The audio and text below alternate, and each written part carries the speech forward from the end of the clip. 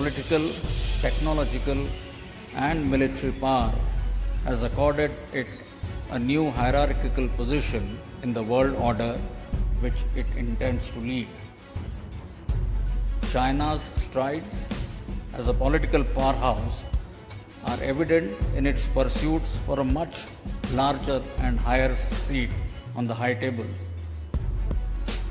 Brokering of peace talks between Saudi Arabia and Iran and putting forth the Chinese 12-point peace plan for ending the ongoing Russia-Ukraine conflict is reflective of a Chinese urgency to replace US as the global net security provider.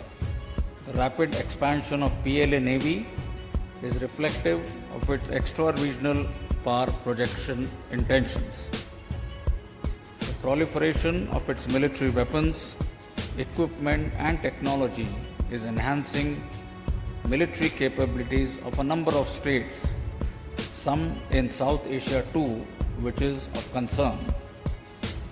Its forays in the South China Sea, rejection of international tribunal awards on maritime claims, activities in the Taiwan Straits, and actions along the LAC bordering on bellicosity make it increasingly apparent that China's interpretation of an international rules-based order rests on might is right.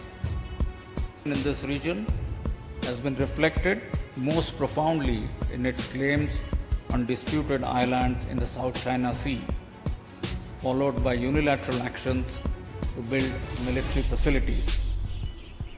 The significance it attaches to these occupations is reflected in their definition of the same as core interest and non-negotiable.